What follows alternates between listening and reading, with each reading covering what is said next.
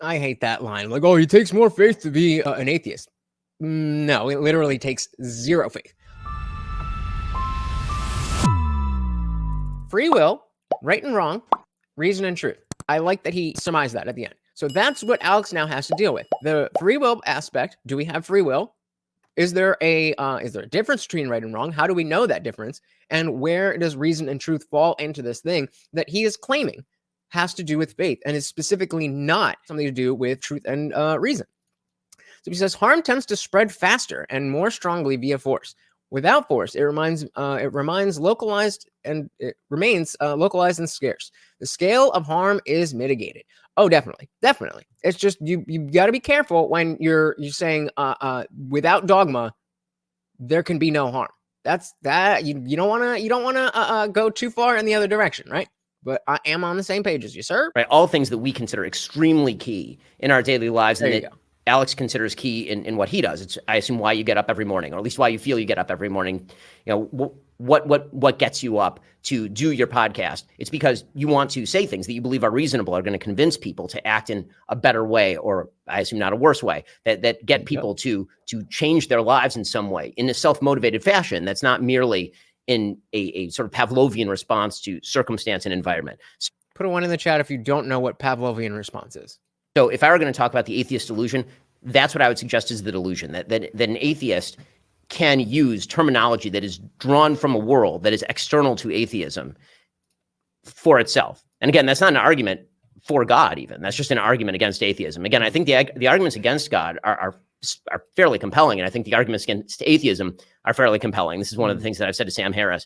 And I think that the difference is that most people who believe in God have expressed doubts, and a lot of people who are atheists tend to be more religious in this way than many of the people who are God believers. I hate that line. Like, oh, it takes more faith to be an atheist.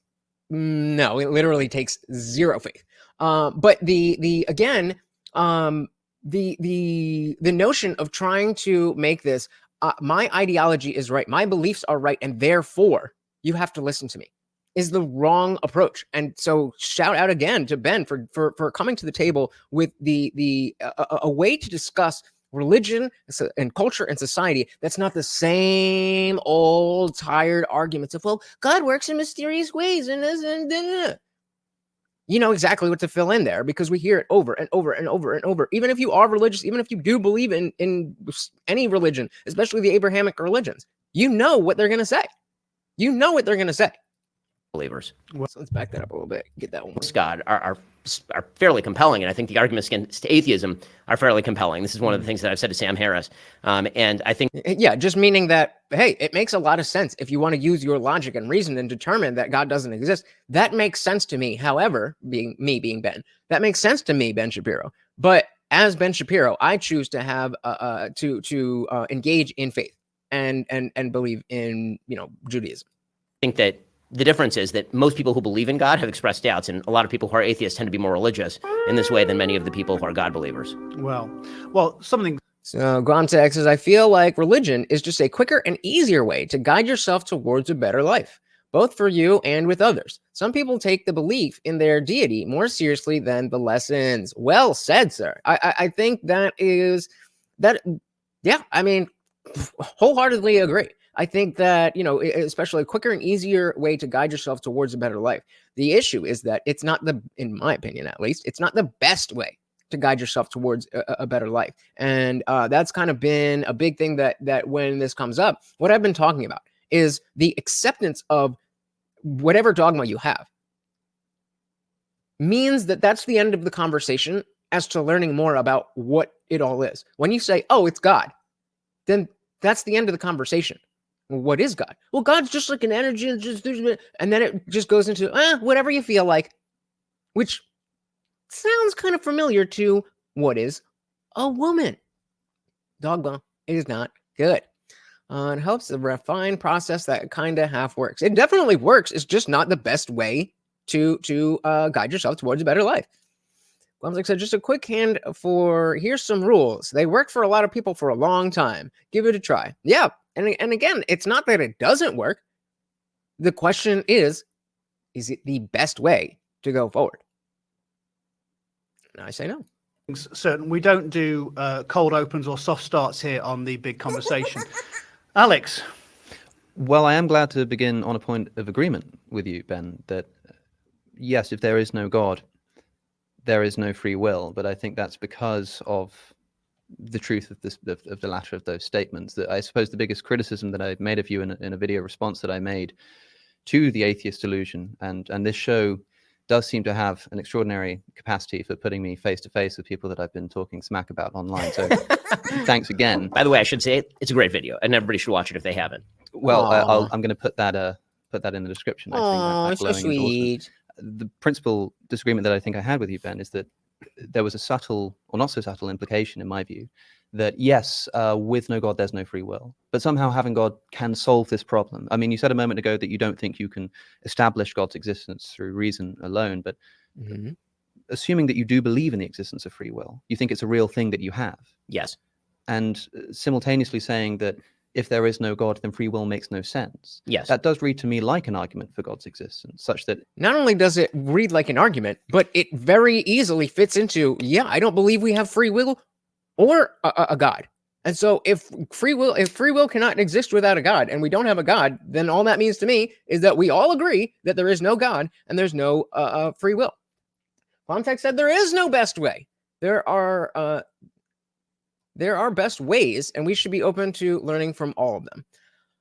I mean, I feel like that's a little semantic. I feel like we're saying the same thing, but fair enough, fair enough. in order to either say that there is free will, in order to say that there is free will, one must believe in God, and that does strike me as an argument for God's existence. I mean, And that's not the case in a vacuum, but that's how Ben laid it out.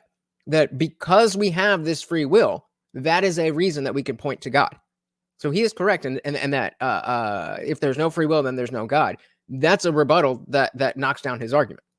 to slightly curve that, or to kind of sand off the rough edges there, I would say that the argument I made is an argument for something extra natural. Sure. Now you can call Okay, that God or not fine. God, but the thing that I'm making the argument for is that you cannot get from a materialist Darwinist universe to free will. That is not possible. So I know that the way you solve that is that you say that there is no free will. That's right. And what If there is no God, then free will makes no sense. Yes. That does read to me like an argument for God's existence, such that in order to either say that there is free will, in order to say that there is free will, one must believe in God, and that does strike me as an argument for God's existence. Yeah. So before we move on, Zippy has a great question here. How do you quantify or a free will going against nature? And so it's it's not something that you would necessarily measure.